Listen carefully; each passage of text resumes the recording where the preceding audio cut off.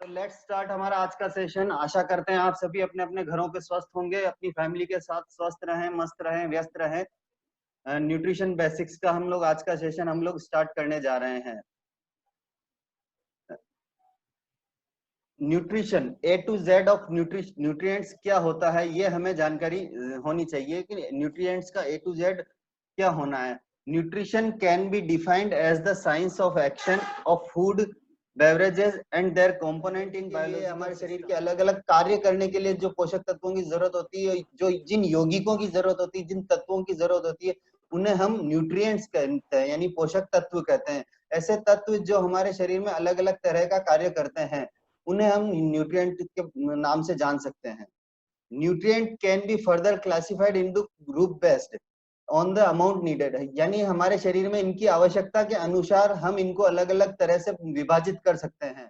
उतनी हम लोग इसको उनकी आवश्यकता के अनुसार न्यूट्रिएंट्स को हम क्लासिफाइड करते हैं, जिसमें है मैक्रो न्यूट्रिएंट्स और माइक्रो न्यूट्रिएंट्स। दो मेजर ग्रुप होते हैं न्यूट्रिएंट्स के, मैक्रो और माइक्रो।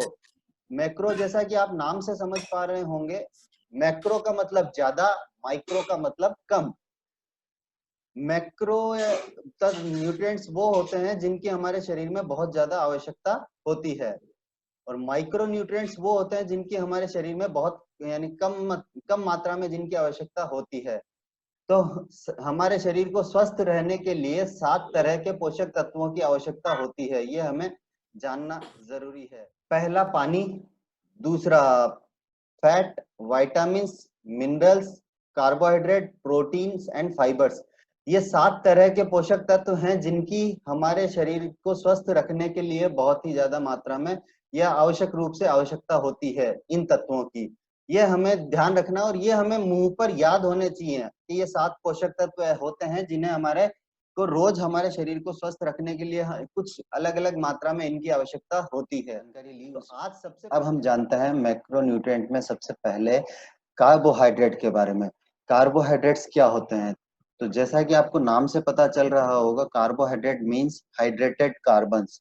हाइड्रेटेड कार्बन्स जिसमें carbon carbon hydrogen and oxygen तीनों का जो कॉम्बिनेशन होता है उसको हम कार्बोहाइड्रेट बोल सकते हैं। कार्बोहाइड्रेट हम जिनको हम खाते हैं और डाइजेस्ट करते हैं, और वो फिर हमारे शरीर में ग्लूकोज में कन्वर्ट होते हैं, और वो हमारे शरीर में एनर्जी का मेन सोर्स होता है। ये कार्बोहाइड्रेट्स होते हैं। कार्ब्स कितने प्रकार के होते हैं, कार्बोहाइड्रेट्स कितने प्रकार के होते हैं, तो ये इनके नाम से जैसा कि आपको पता चल रहा होगा, सिंपल कार्बोहाइड्रेट्स और कॉम्प्लेक्स कार्बोहाइड्रेट्स। इनके नाम से आप कितना आसानी से समझ पाएंगे। सिंपल, सिंपल मतलब बिल्कुल साधारण, कॉम्प्लेक्स मतलब थोड़ा उलझे हुए। सिंपल कार्बोहाइड्रेट फिर 2 प्रकार के होते हैं, जिसमें मोनोसेकेराइड्स एंड डाइसेकेराइड्स, ये सिंपल कार्बोहाइड्रेट का प्रकार है। और कॉम्प्लेक्स कार्बोहाइड्रेट में अगर आप देखेंगे तो पॉलीसेकेराइड्स। इनमें भी अगर आप आसानी से समझना चाहेंगे तो सेकेराइड्स आपको सभी में कॉमन वर्ड मिलेगा, बट जो इनका इनिशियल है मोनो, डाई एंड पोली, ये तीनों चीज अलग अलग है। तो इनके नाम से पता चल रहा है, मोनोसेकेराइड मतलब एक, डाइसेकेराइड मतलब दो, और पॉलीसेकेराइड मतलब बहुत सारे। तो सेकेराइड मतलब शुगर का ग्रुप।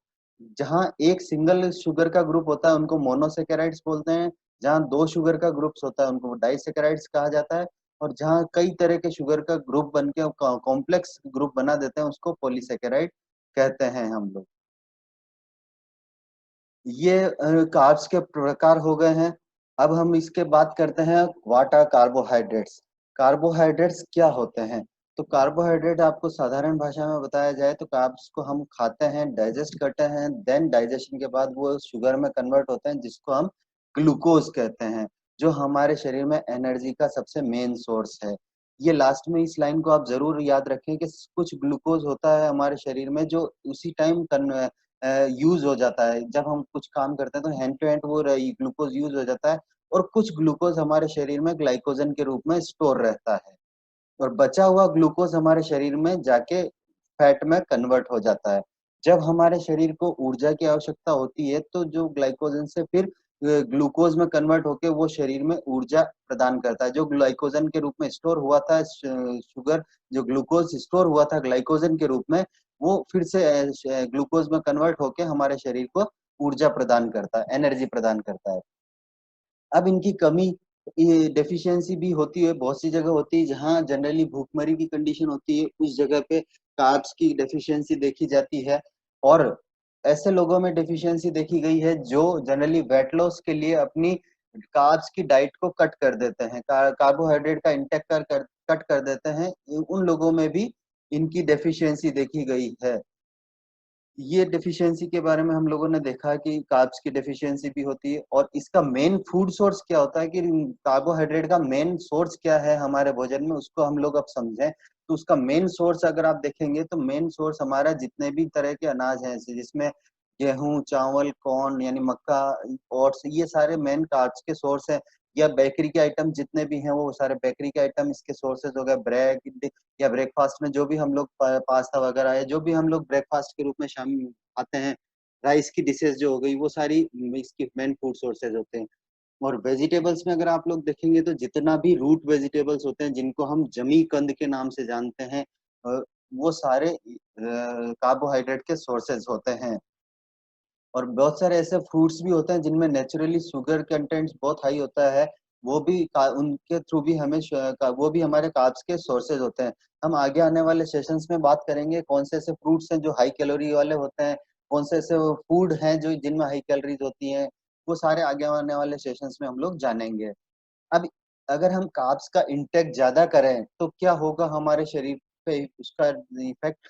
तो सिंपल भाषा में हम लोग पहले भी समझ चुके हैं कि अगर हमारे शरीर में, या एक आपको बात करूं कि हमारे घर में जिस चीज की जरूरत नहीं होती काफी लंबे समय तक, तो हम उस ये चीज को कहाँ रखते हैं, हम उस चीज को हमारे स्टोर रूम में रख देते हैं। तो सेम वही चीज है कि अगर हमारे यहाँ कार्बोहाइड्रेट की ज्यादा मात्रा में हम लोग उसका इंटेक करेंगे और उसकी आवश्यकता हमारे शरीर को नहीं है, तो वो हमारे शरीर में स्टोर होता जाएगा। और स्टोर होने के साथ साथ हमारे शरीर में ओबेसिटी की प्रॉब्लम बढ़ती जाएगी, हम ओवरवेट हो जाएंगे। इस तरह से हमारा ये देखा होगा, हमारा जो मिडिल पोर्शन है, ये जिसको हम मेटाबॉलिक सिंड्रोम भी बोल सकते हैं, हमारा पेट वाला जो हिस्सा है ये बाहर निकलने लग जाएगा।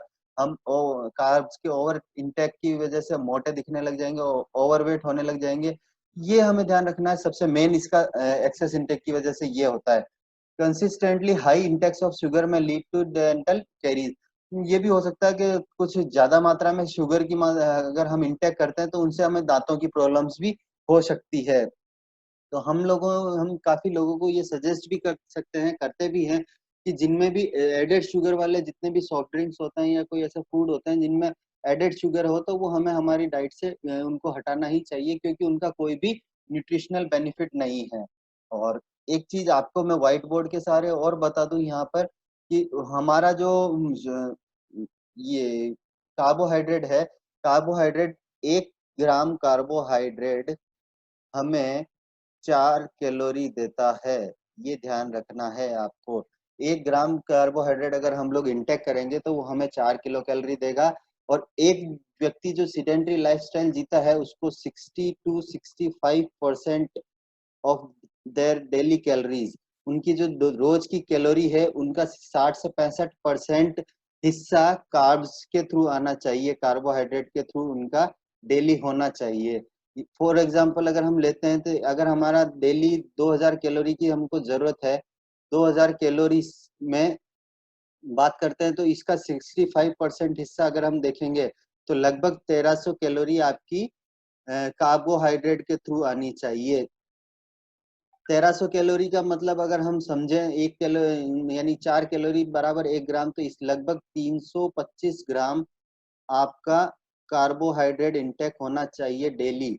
अगर आप यहाँ 2000 कैलोरी का आप अपनी डाइट है, आपकी डाइट 2000 कैलोरी की है, तो आपको 325 ग्राम कार्बोहाइड्रेट के आसपास आप डेली ले सकते हैं।